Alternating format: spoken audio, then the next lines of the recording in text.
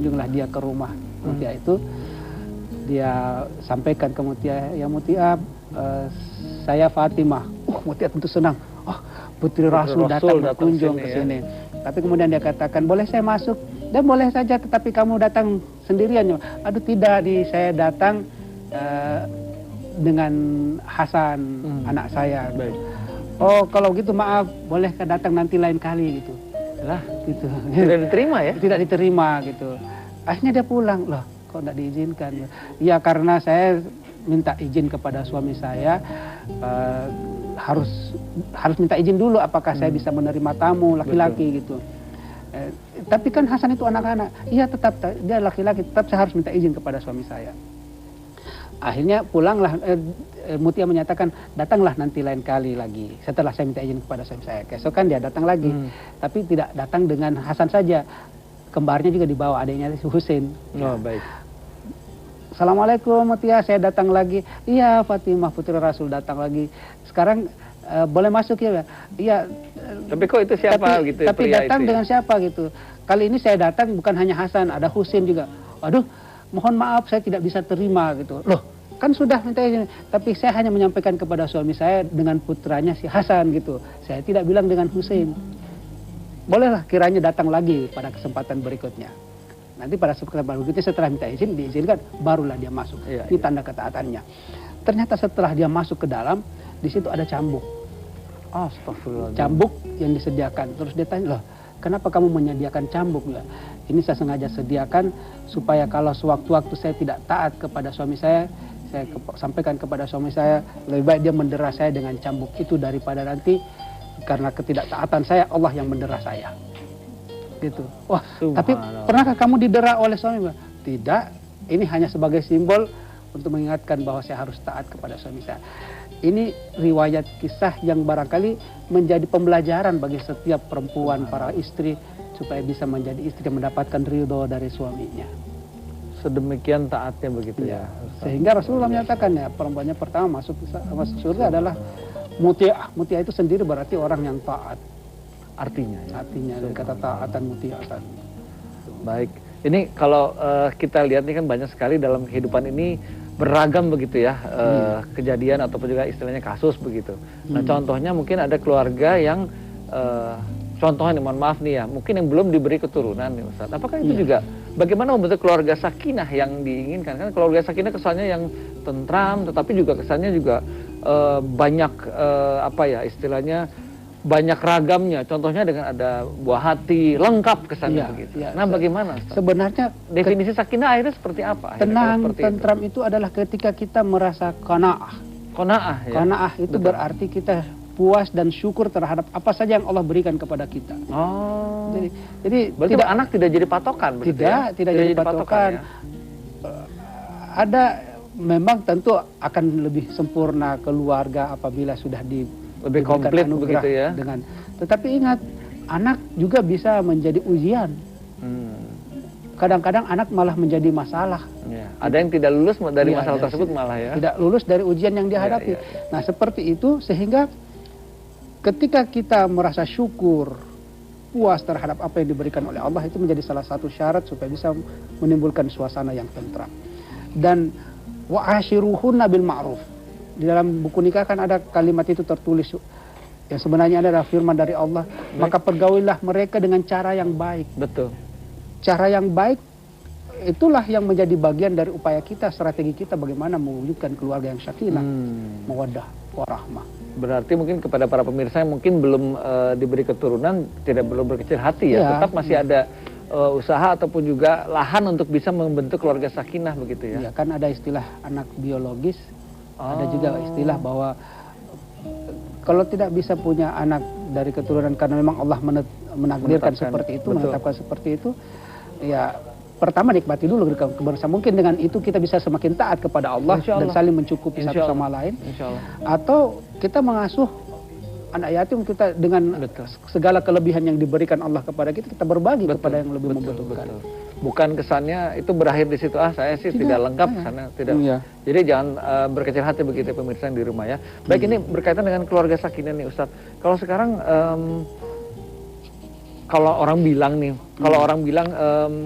pria ini sebagai imam gitu. Iya. Apakah dia menjadi imam yang benar-benar pusat sentral dari semua pemerintahan gitu, atau ada imam yang demokratis gitu? Karena kalau Iya. sekarang kan zaman ini semakin banyak perubahan dan perkembangan. Contohnya mungkin banyak wanita yang sekarang bekerja, berkarir, sukses, bahkan lebih sukses daripada si Betul. imam tersebut. Nah, Tadi sebenarnya katakan- dinamikanya seperti apa itu? Ar-rijalu qawwamuna 'alan nisa.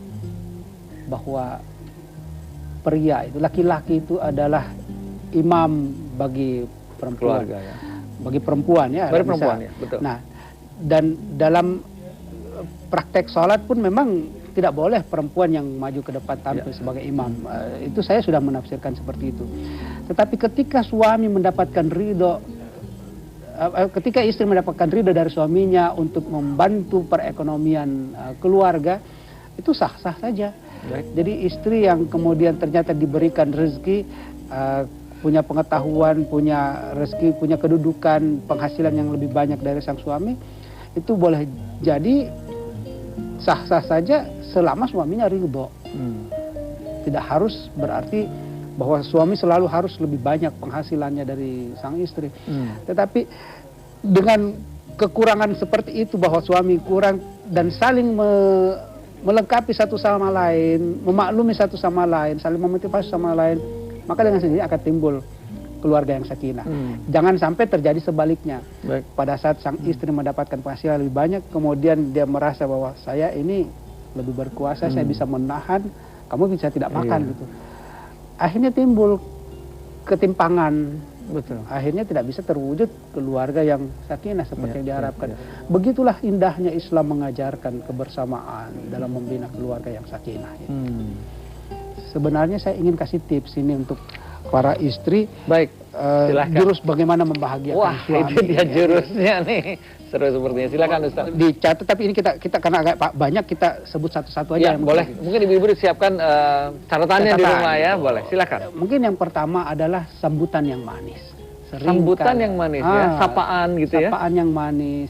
Dan ini jarang loh, ini kalau kita pegang jurus-jurus seperti ini, suami pulang, istri, Suami bangun ya. Iya, siapkah istri untuk selalu hadir menampilkan yang terindah untuk suaminya? Itu satu. Ya, betul. Kalau dijelaskan bisa jadi luas. Masih ini. panjang ya. Baik. Kemudian percantik diri dan rendahkan suaramu di depan sang suami.